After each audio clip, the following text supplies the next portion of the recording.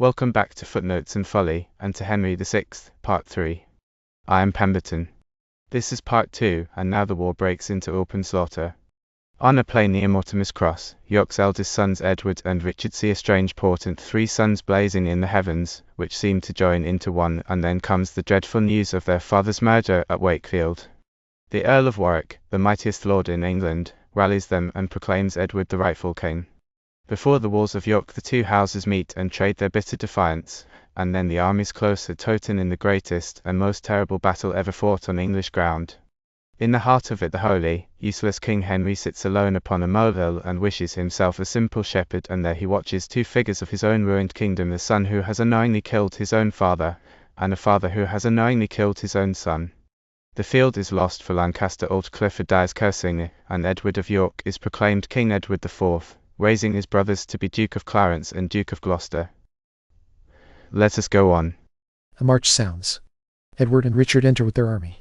I wonder how our princely father escaped, or whether he escaped at all from Clifford in Northumberland as they chased him.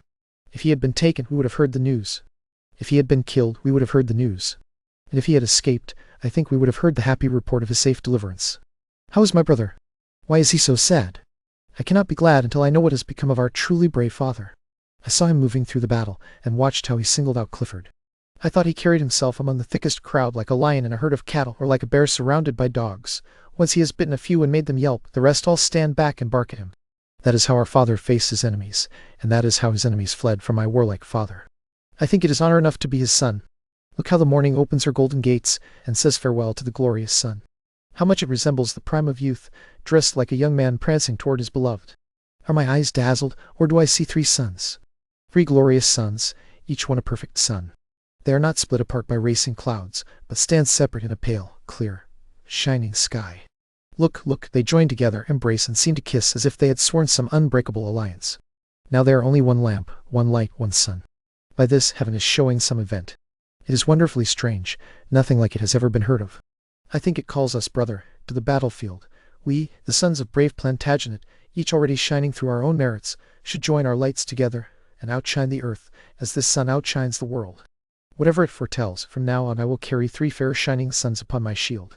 No, carry 3 daughters, if you will allow me to say it. You love the mother better than the male. A messenger enters, blowing his horn. But who are you, whose heavy looks foretell some dreadful story hanging on your tongue? Ah, someone who stood by in sorrow when the noble Duke of York was killed, your princely father and my loving lord. Oh, say no more, for I have heard too much. Tell how he died, for I will hear it all. He was surrounded by many enemies, and stood against them like the hope of Troy against the Greeks who wanted to enter Troy. But even Hercules himself must yield when the odds are too great, and many strokes, even from a little axe, cut down and fell the hardest oak. Your father was overcome by many hands, but he was slaughtered only by the angry arm of unrelenting Clifford and the Queen. They crowned the gracious Duke in bitter mockery and laughed in his face, and when he wept with grief, the ruthless Queen gave him, to dry his cheeks, a cloth soaked in the innocent blood of sweet young Rutland, killed by rough Clifford. After many insults and many filthy taunts, they took his head and set it on the gates of York. It remains there now, the saddest sight I ever looked upon. Sweet Duke of York, the support we leaned on, now you are gone, we have no staff, no stay. O Clifford, violent Clifford, you have killed the flower of Europe for chivalry, and you defeated him treacherously, for hand to hand, he would have defeated you. Now the palace of my soul has become a prison. Ah, I wish my soul would break out from here, so that this body of mine might be shut up in the ground and rest. For from now on I will never feel joy again. Never, oh never will I see joy any more. I cannot weep because all the moisture in my body is barely enough to cool my furnace-burning heart. Nor can my tongue unload the great burden of my heart, because the very breath I should speak with is kindling the coals that set my whole breast on fire, and burn me up with flames that tears would quench. To weep is to lessen the depth of grief. Tears then are for babies, blows and revenge are for me. Richard, I bear your name. I will avenge your death, or die famous for attempting it. That valiant Duke has left his name with you, his dukedom and his seat are left with me. No, if you are truly the child of that princely eagle, prove your descent by staring straight into the sun. As for seat and dukedom, throne and kingdom, say either that they are yours, or else you were not his son. A march sounds. Warwick, Marquis Montague, and their army enter. Well now, fair lords. How do you fare? What news is abroad? Great Lord of Warwick, if we tried to tell our sorrowful news, and with every word we spoke stabbed daggers into our own flesh until the whole tale was told, the words would add more pain than the wounds. O valiant lord, the Duke of York is slain. O Warwick, Warwick, that Plantagenet who valued you as dearly as his soul's salvation, has been put to death by the harsh Lord Clifford. 10 days ago I drowned this news in tears, and now, to add still more to your sorrow, I have come to tell you what has happened since then. After the bloody fight at Wakefield, where your brave father breathed his last gasp, news came to me as swiftly as the messengers could run, telling me of your loss and his death. I was then in London, guarding the king. I mustered my soldiers, gathered crowds of friends, and as I thought, very well prepared, marched towards St. Albans to intercept the queen, bringing the king along on my side. My scouts had informed me that she was coming with full intent to overthrow our recent decree in Parliament concerning King Henry's oath and your succession. To make the story short, we met at St. Albans, our armies joined battle, and both sides fought fiercely. But whether it was the coolness of the king, who looked very gently on his warlike queen, that robbed my soldiers of their hot courage, or whether it was the report of her success, or fear beyond the ordinary of Clifford's cruelty, since he thunders blood and death at his captives, I cannot judge. But to conclude with the truth, their weapons came and went like lightning. Our soldiers' weapons, like the lazy flight of a night owl, or like an idle thresher with a flail, fell gently down, as if they were striking their friends. I encouraged them with the justice of our cause, with the promise of high pay and great rewards, but all in vain. They had no heart to fight, and in them we had no hope of winning the day. So we fled. The king went to the queen. Lord George, your brother, Norfolk, and I have hurried in all haste to join you. For here in the marches we heard you were gathering another force to fight again. Where is the Duke of Norfolk, gentle Warwick? And when did George come from Burgundy to England? The Duke is with the soldiers some 6 miles away. As for your brother, he was recently sent by your kind aunt, Duchess of Burgundy, with soldiers to help in this necessary war. The odds must have been great indeed, since valiant Warwick fled. I have often heard praise of him in pursuit, but never until now any disgrace in retreat. Nor are you hearing any disgrace of mine now, Richard. You shall know that this strong right hand of mine can pluck the crown from faint Henry's head, and wrench the royal sceptre from his fist, even if he were as famous and bold in war as he is famed for mildness, peace, and prayer. I know it well, Lord Warwick. Do not blame me. It is the love I bear your glory that makes me speak. But in this troubled time, what is to be done? Shall we go throw away our coats of steel and wrap our bodies in black mourning gowns, counting our Ave Marys on our beads? Or shall we count our devotion on the helmets of our foes with arms of revenge? If it is the last, say yes, and let us do it, lords. Why, that is why Warwick came to seek you out, and why my brother Montague comes. Listen to me, lords. The proud, insulting queen, with Clifford and the arrogant Northumberland, and many more proud birds of their feather, have worked the easy, melting king like wax. He swore consent to your succession. His oath was enrolled in Parliament.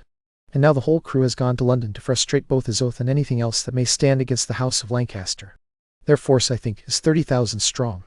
Now, with the help of Norfolk and myself, with all the friends that you, brave Earl of March, can gather among the loving Welshmen, will amount to only 25,000, then onward. To London we will march at once, and once again mount our foaming horses, and once again cry, charge upon our foes. But never once again turn back and fly. Yes, now I think I hear great Warwick speak.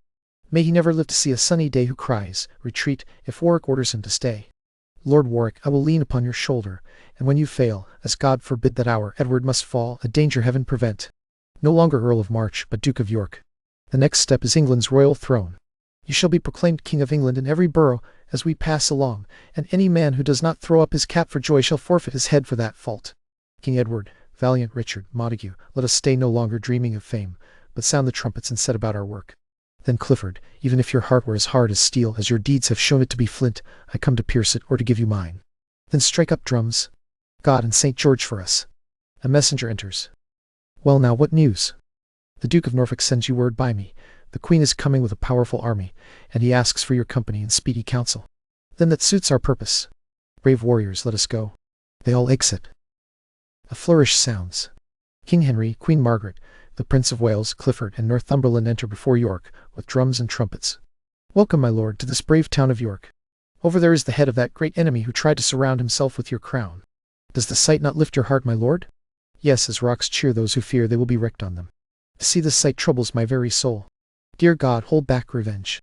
This is not my fault, and I have not knowingly broken my vow. My gracious lord, this excessive gentleness and harmful pity must be put aside. To whom do lions show their gentle looks? Not to the beast that would seize their den. Whose hand does the forest bear lick? Not the hand of the man who destroys her cubs before her face. Who escapes the deadly sting of the hidden serpent? Not the man who sets his foot on her back. Even the smallest worm will turn when it is trodden on, and doves will peck to protect their young. Ambitious York aimed at your crown while you smiled, and he frowned in anger. He, only a duke, wanted his son to be a king and raise his heirs like a loving father. You, being a king and blessed with a fine son, agreed to disinherit him, which made you seem a most unloving father. Even unreasonable creatures feed their young, and though man's face frightens them, yet to protect their tender offspring, who has not seen them use the very wings with which they once fled in fear to fight the man who climbed up to their nest, risking their own lives in defense of their young? For shame, my liege, take them as your example.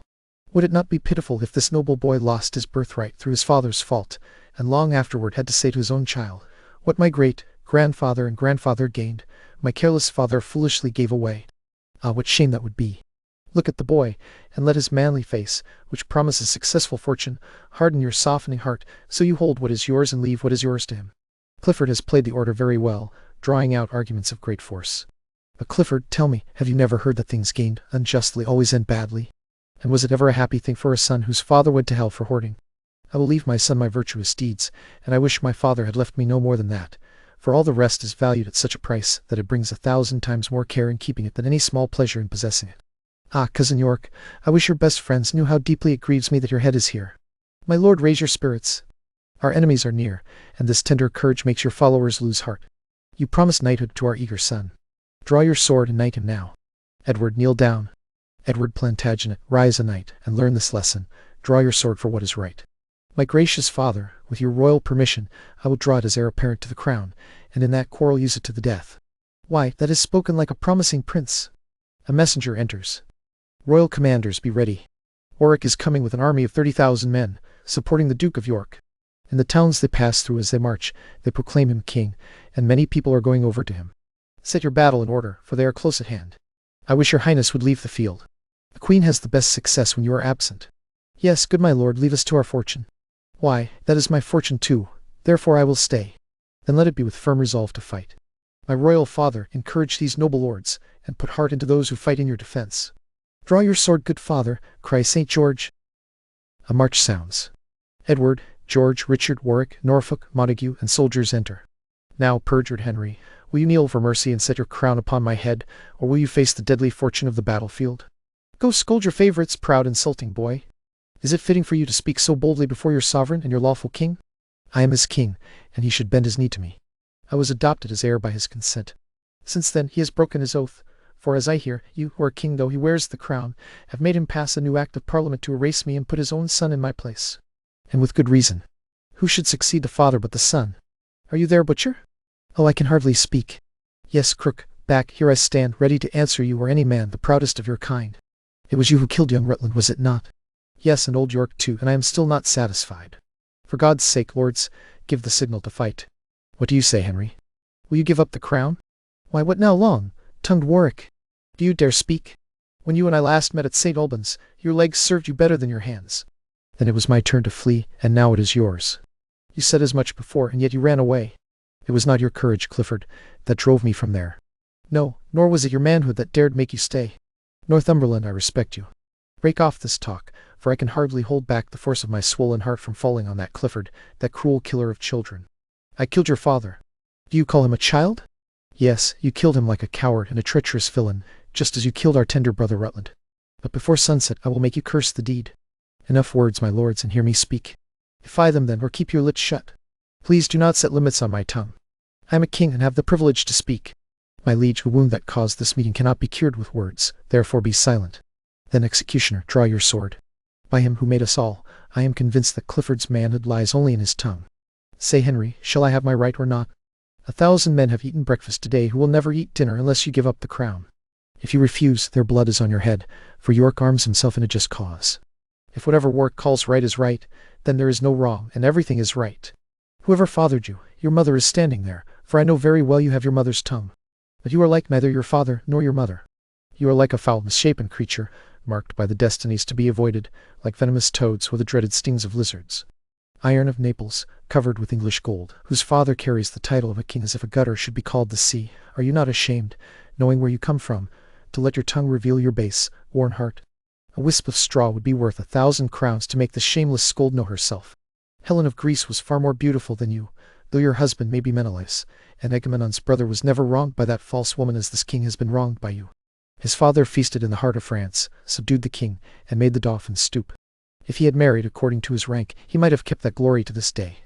But when he took a beggar into his bed and honored your poor father with his wedding day, then that sunshine brewed a storm for him, one that washed his father's fortunes out of France and piled rebellion onto his crown at home. For what has opened this turmoil but your pride? If you had been meek, our claim would still have slept, and we, out of pity for the gentle king, would have let our title rest until another age. But when we saw our sunshine become your spring, and your summer bring us no increase, we set the axe to your usurping root. And though the blade has struck us somewhat too, know this, since we have begun to strike, we will never stop until we have cut you down or watered your growth with our hot blood. And with that resolve, I defy you. I am not willing to talk any longer, since you deny the gentle king his chance to speak. Sound the trumpets. Let our bloody banners wave, and let this end in either victory or a grave. Stay, Edward. No, quarrelsome woman, we will stay no longer. These words will cost 10,000 lives today. They all leave. Alarms sound and soldiers rush across the battlefield. Warwick enters. Worn out with labor, like runners after a race, I lie down for a little while to catch my breath. The blows I have taken, and the many blows I have given back, have robbed my tightly knit muscles of their strength. In spite of all my defiance, I must rest for a while. Edward enters, running. Smile on us, gentle heaven, or strike me, cruel death, for this world scowls, and Edward's sun is covered with clouds. What is it, my lord? What has happened? What hope is there for good? George enters. What has happened is loss. Our only hope is sad despair. Our ranks are broken, and ruin is chasing after us. What advice do you give? Where shall we flee? Flight is useless. They follow us as if they had wings. We are weak and cannot escape pursuit. Richard enters. Ah, Warwick, why have you withdrawn yourself? The thirsty earth has drunk your brother's blood, opened by the steel point of Clifford's lance. In the very agony of death he cried, like a dreadful sound heard from far away, Warwick, revenge! Brother, revenge my death! Then beneath the bellies of their horses, whose fetlocks were stained in his steaming blood, that noble gentleman gave up his spirit. Then let the earth be drunk with our blood too. I will kill my horse, because I will not run away. Why are we standing here like tender-hearted women, grieving over our losses, while the enemy rages, and looking on as if this tragedy were being acted and played by false performers? Here on my knee, I vow to God above that I will never pause again, never stand still, until either death has shut these eyes of mine, or fortune has given me a full measure of revenge. O Warwick, I bend my knee with yours, and by this vow I bind my soul to yours. Before my knee rises from the cold face of the earth, I lift my hands, my eyes, and my heart to you, you who raise up kings and pull them down, begging you, if it is your will that this body must become prey to my enemies, then let your brass gates of heaven open and give sweet passage to my sinful soul. Now, lords, let us say farewell until we meet again, wherever that may be in heaven or on earth. Brother, give me your hand, and gentle Warwick, let me embrace you in my weary arms. I, who never wept, now melt with grief that winter should cut off our springtime so soon. Away, away! Once more, sweet lords, farewell. Still, let us all go together to our troops. Let those who will not stay have permission to flee, and call those men pillars who will stand with us. If we prosper, promise them such rewards as victors wear at the Olympian Games. This may plant courage in their failing hearts, for there is still hope of life and victory. Delay no longer, let us go from here quickly. They exit. Elsewhere on the field, fighting continues. Richard and Clifford enter. Now, Clifford, I have caught you alone. Imagine this arm is for the Duke of York, and this one is for Rutland. Both are bound to take revenge, even if you were surrounded by a wall of brass. Now, Richard, I am here alone with you. This is the hand that stabbed your father York, and this is the hand that killed your brother Rutland. Here is the heart that triumphs in their deaths, and encourages these hands, which killed your father and brother, to do the same to you. So have it you. They fight. Warwick comes in, and Clifford runs away. No, Warwick, choose some other quarry for yourself. I will hunt this wolf to death myself. They exit. King Henry enters on another part of the battlefield. This battle is going like the struggle at dawn, when dying clouds fight with growing light at the time when a shepherd, blowing on his cold fingers, cannot call it fully day or fully night. Now the battle swings this way, like a mighty sea driven by the tide to fight against the wind. Now it swings that way, like that same sea forced back by the fury of the wind. Sometimes the flood prevails, and then the wind. Now one side has the advantage, then the other is strongest, both pulling against each other, chest to chest, yet neither conquered nor conqueror. That is the even balance of this fierce war. I will sit down here on this Molehill. Let the victory go to whomever God wills. For Margaret, my queen, and Clifford too have scolded me away from the battle, both swearing that they do best when I am not there. I wish I were dead, if that were God's good will, for what is there in this world but grief and sorrow? O God, I think it would be a happy life to be no more than a simple country shepherd, to sit upon a hill, as I do now, and carefully carve out sundials, point by point, and by them watch how the minutes run, how many minutes make a full hour, how many hours bring the day around, how many days complete the year, and how many years a mortal man may live. Once that was known, then I would divide my time. So many hours I must tend my flock, so many hours I must rest, so many hours I must think, so many hours I must amuse myself, so many days my ewes have been pregnant, so many weeks before the poor creatures will give birth, so many years before I shall shear their fleece. So minutes, hours, days, months, and years, passing on to the end for which they were created, would bring white hairs to a quiet grave. Ah, what a life that would be! How sweet, how lovely! Does not the hawthorn bush give sweeter shade to shepherds watching their innocent sheep than a richly embroidered canopy gives to kings who fear their subjects' treachery? Oh yes, it does, 1,000 times it does. And in the end, the shepherd's simple curds, his cold thin drink from his leather bottle, his usual sleep beneath the shade of a fresh tree, all of which he enjoys safely and sweetly, are far beyond a prince's luxuries, his rich food shining in a golden cup, his body laid in an elaborate bed, when care, mistrust, and treason wait upon him. An alarm sounds. A son enters, having killed his father, and brings in the dead body. It is an ill wind that profits no one. This man, whom I killed hand to hand in the fight, may have some store of crowns on him, and I, who may take them from him now, may before night give up both my life and them to some other man, as this dead man gives them to me. Who is this? O God! It is my father's face, whom I have unknowingly killed in this battle. O terrible times that bring forth such events! I was forced from London by the king to serve in the army. My father, being the Earl of Warwick's man, came on the side of York, forced by his master. And I, who received my life from his hands, have with my hands taken life away from him. Pardon me, God, I did not know what I was doing. And pardon me, Father, I did not know you. My tears shall wipe away these bloody marks, and I will say no more words until they have flowed their fill. O pitiful sight! O bloody times! While lions make war and battle for their dens, poor harmless lambs suffer from their hatred. Weep, miserable man, I will match you tear for tear. Let our hearts and eyes, like civil war itself, be blinded with tears and burst from being overloaded with grief. A father enters, having killed his son, with the body in his arms. You who resisted me so strongly, give me your gold, if you have any gold, for I have bought it with 100 blows. But let me look, is this our enemy's face? Ah, no, no, no, it is my only son. Ah, boy, if any life is left in you, lift up your eye. See, see what showers rise, blown by the windy storm of my heart upon your wounds, wounds that kill my eye and heart. O God, pity this miserable age. What plots, how savage, how butcherly, how mistaken, rebellious, and unnatural, this deadly quarrel brings forth every day. O boy, your father gave you life too soon, and has taken your life from you too late. Sorrow beyond sorrow, grief more than ordinary grief. Oh, if only my death would stop these pitiful deeds. Oh, pity, pity, gentle heaven, pity. The red rose and the white are on his face, the fatal colors of our warring houses. One is well represented by his purple blood, the other, I think, is shown by his pale cheeks. Let one rose wither, and let the other flourish. If you keep fighting, 1,000 leaves must wither. How my mother will grieve over my father's death because of me, and never be satisfied. How my wife will shed seas of tears over the slaughter of my son, and never be satisfied. How the country, because of these woeful events, will think badly of the king and never be satisfied. Was any son ever so sorrowful over a father's death? Did any father ever mourn his son like this? Was any king ever so grieved for his subjects' sorrow? Your sorrow is great, mine is 10 times as great. I will carry you away, where I may weep as much as I need. The son exits with the body. These arms of mine shall be your winding sheet. My heart, sweet boy, shall be your tomb, for your image shall never leave my heart. My sighing breast shall be your funeral bell, and your father will be as devoted in mourning for the loss of you, having no more children, as Priam was for all his valiant sons. I will carry you away, and let those fight who want to fight, for I have murdered where I should not have killed. The father exits with the body. Sad-hearted men, deeply overwhelmed with care, here sits a king more woeful than you are. Alarms sound. Soldiers rush across the field. Queen Margaret, Prince of Wales and Exeter enter. Fly, father, fly, for all your friends have fled, and Warwick rages like an enraged bull. Away, for death is pursuing us. Mount your horse, my lord, ride at once toward Berwick.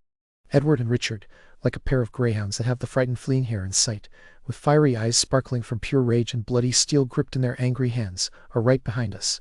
Therefore get away at once. Away, for vengeance is coming with them. No, do not stay to argue. Hurry or else follow after. I will go on ahead. No, take me with you, good sweet Exeter. It is not that I am afraid to stay, but that I love to go wherever the Queen intends. Forward, away.